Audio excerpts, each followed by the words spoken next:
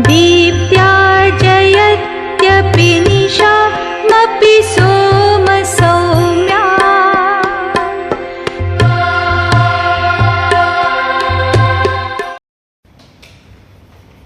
आदिमं पृथ्वीनाथ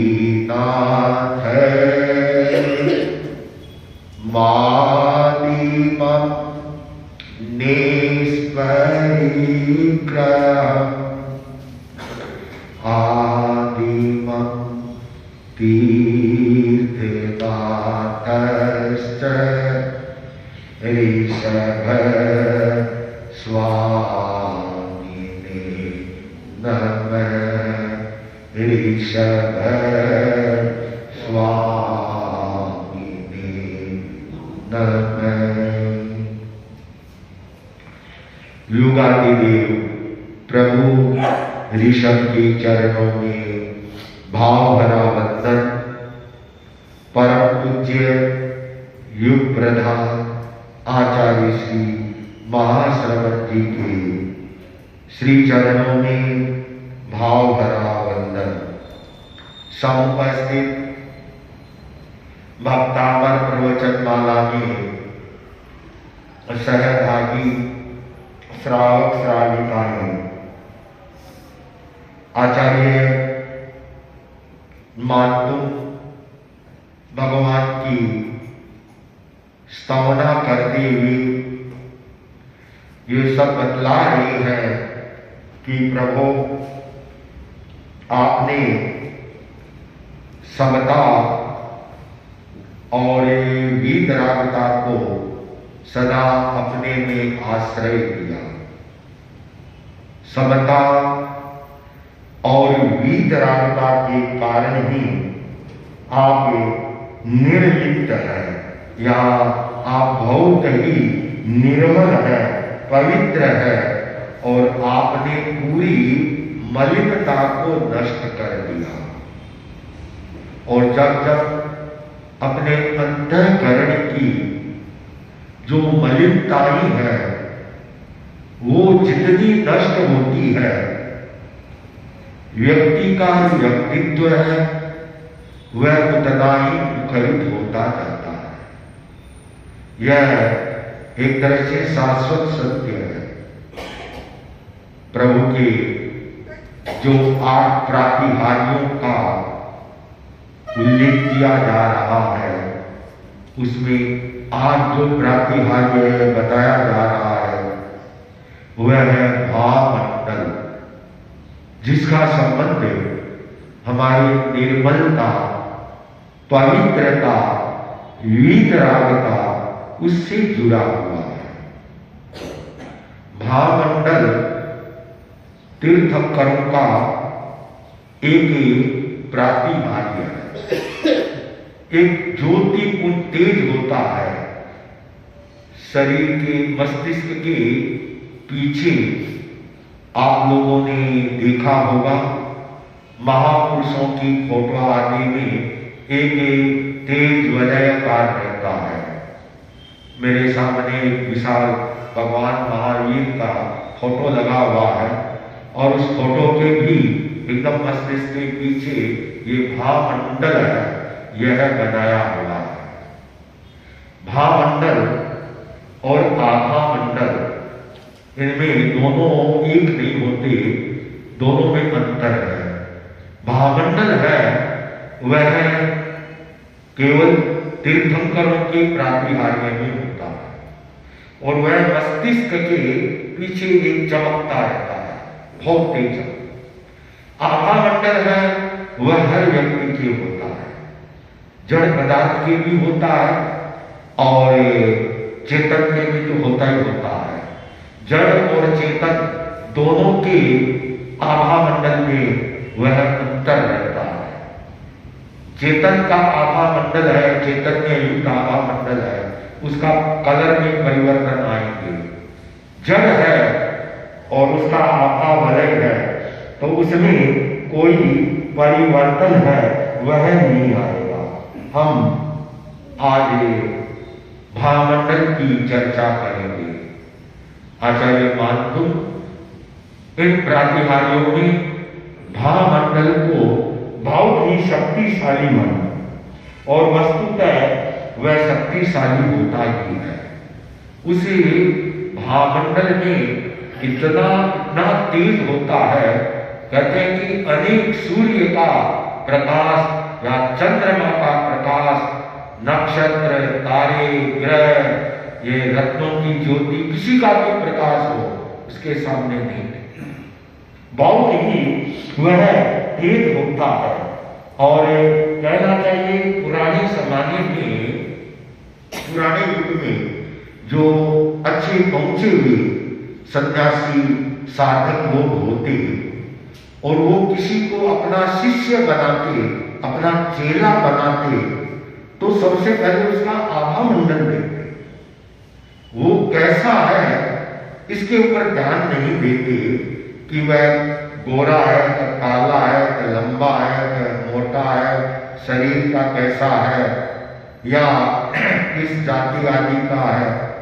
उसमें देखा थे कि इसका आभा मंडल है, इसका ओरो है, वह कैसा है, और उस ओरो को पहचान करके और उस व्यक्ति की पहचान करके कि यह व्यक्ति इस तरह का है। और आज तो आभा मंडल के ऊपर आज की साइंस ने बहुत काम किया है, अब भी कर रही है।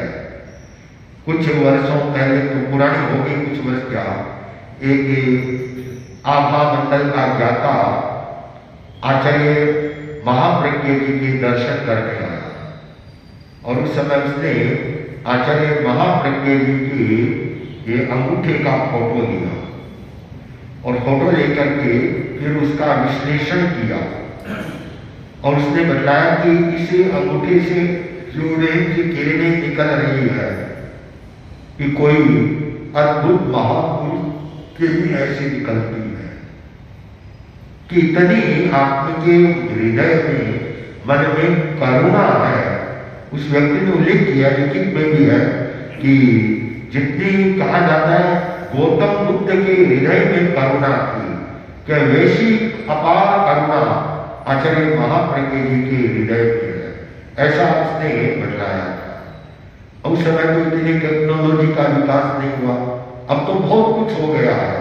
अब तो जो आपके सामान्य ये मोबाइल फोन है, एक एंगल में खड़ा करते हैं, फोटो लेते हैं और उसका वापिस आभा मंडल देख करके बता देते हैं।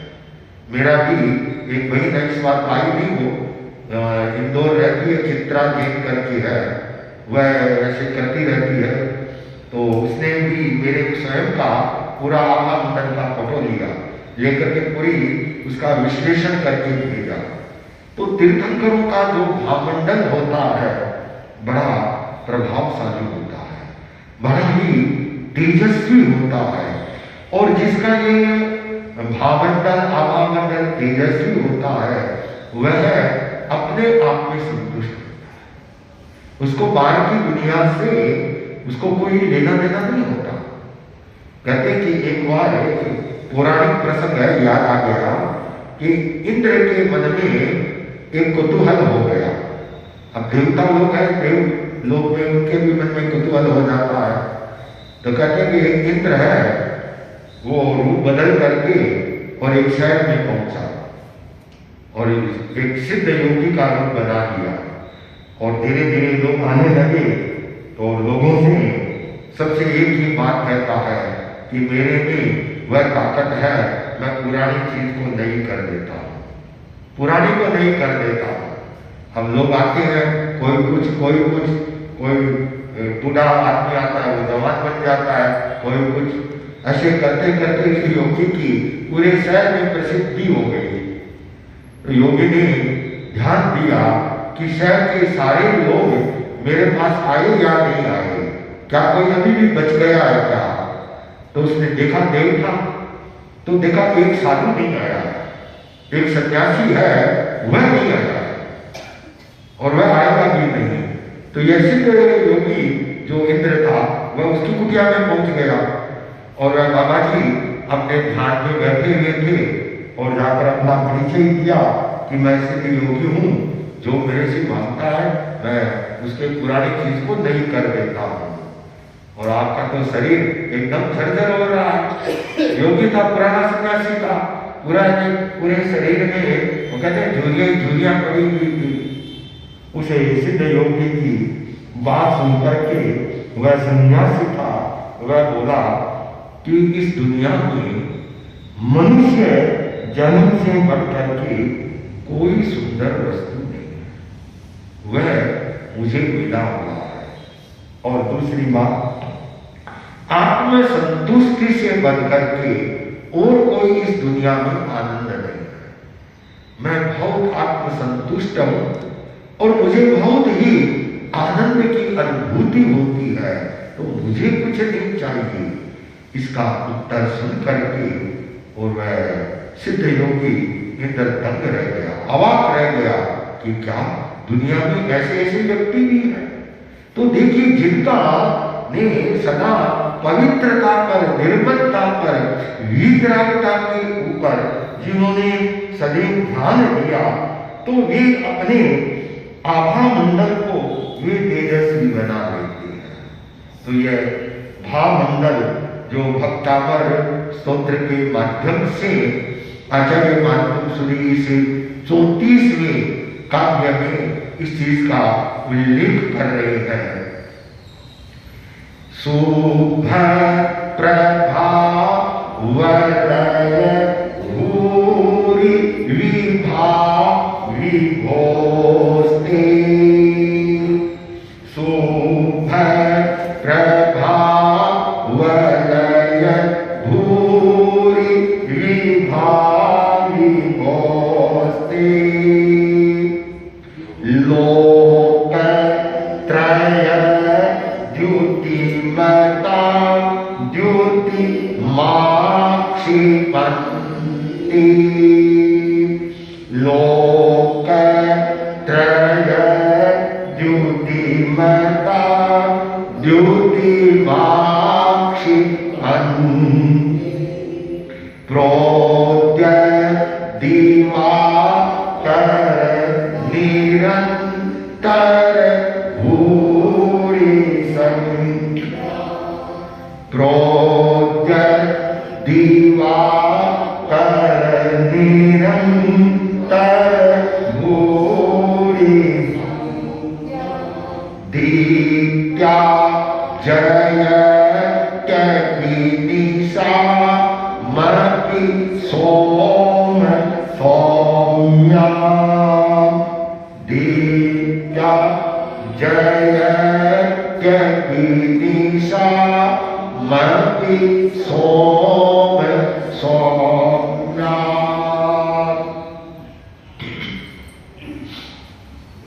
शुभ प्रभावलय, शुभ प्रभावलय, शुभ प्रभावलय, देदीप्यमान, देदीप्यमान और प्रभावलय उत्कृष्ट प्रकाश से युक्त, एक देदीप्यमान चमकता हुआ और उत्कृष्ट प्रकाश से युक्त शुभ प्रभावलय, भूरी, भूरी अर्थात बहुत बहुत सारी, भूरी बहुत सारी, बहुत विभा, विभा नाम है पहले भी आया हुआ, कांति, विभा का अर्थ है कांति, विभोस्ते अर्थात आपकी, हे जिनेन्द्र देव, आपकी बहुत देदीप्यमान उत्कृष्ट इस आभा वलय को, प्रचुर प्रभा वलय, आपकी शोभा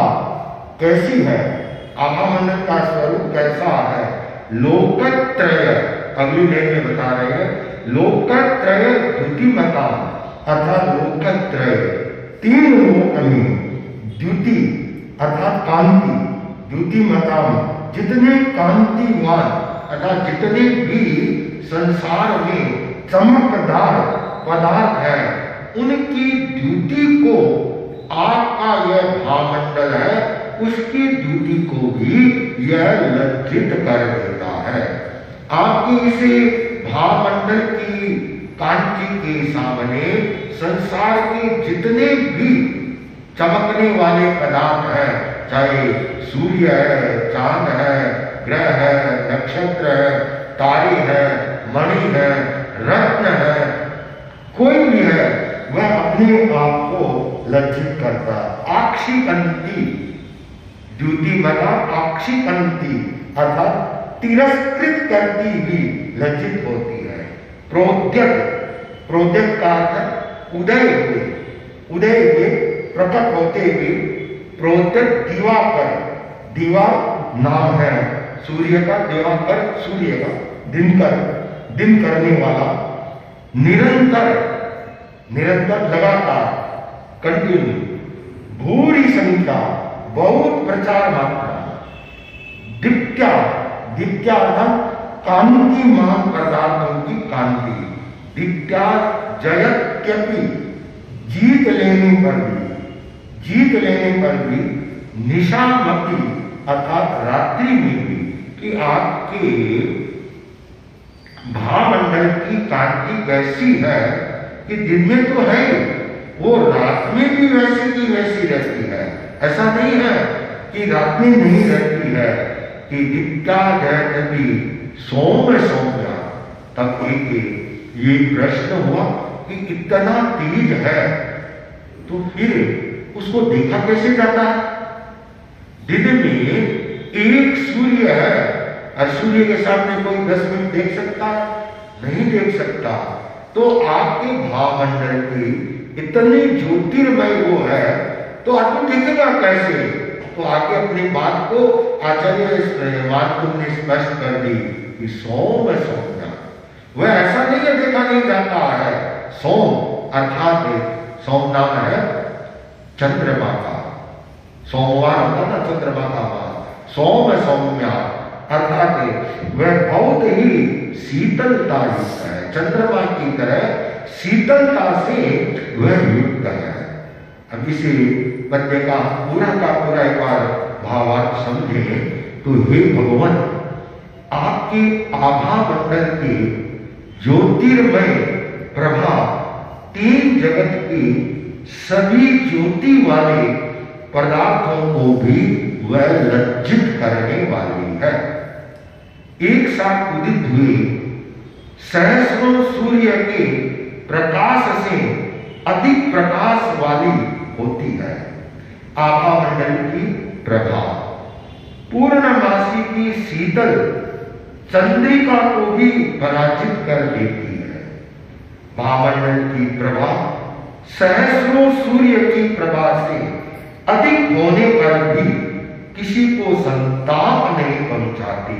प्रत्युत चंद्रमा की चांदनी से भी अधिक है, वह शीतलता को है, वह शीतलता को प्रदान करती है।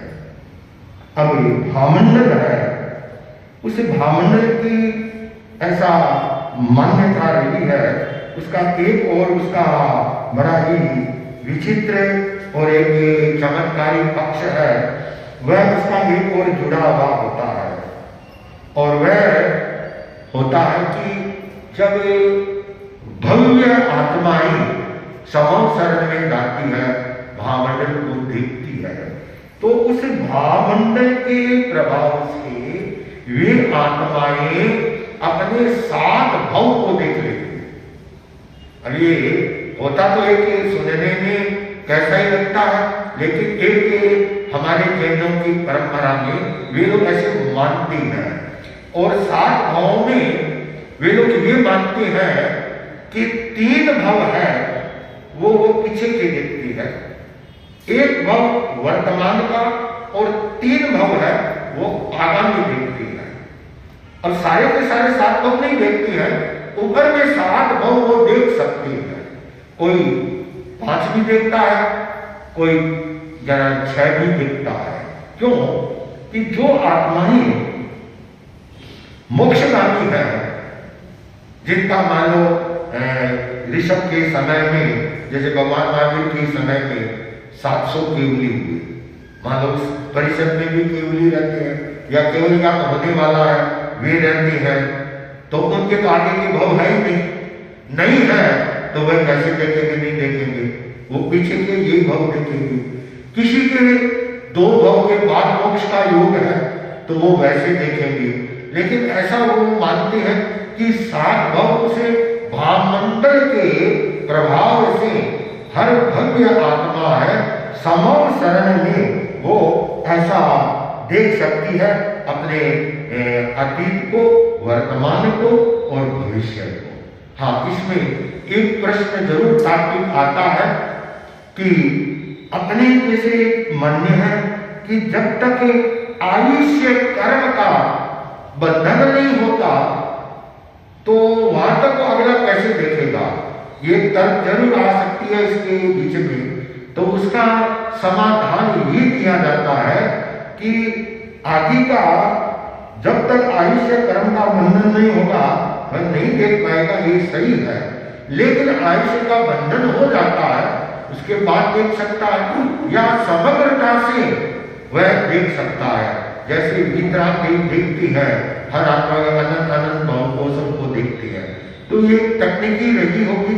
तो ये भावमंडल तीर्थंकरों का एक बहुत ही जोरदार कहना चाहिए प्रातिहार्य होता है। जो तीर्थंकर जब समवस्थित होते हैं तो उस समय में ये सारा का सारा नजारा है वह देखा जाता है। इस श्लोक का है जो आचार्यों ने इसका रिद्धि मंत्र आदि बनाई है, तो इसका रिद्धि है ओम ह्रीं अरहम नमो खीलो शनि कर्तानम ज्रोम ज्रोम नमः स्वाहा। और इसका जो मंत्र बनता है वह है ओम नमो ह्रीं श्रीं ऐं ह्रीं पद्मावत्यै देवी नमो नमः स्वाहा। ओम प च य म राम ह्रीं नमः स्वाहा। ये इसके मंत्र बनते हैं। तो इस तरह से तीर्थंकरों का ये भावमंडल का प्रातिहार्य का प्रकरण यहाँ पूर्ण किया जाता है। ओम।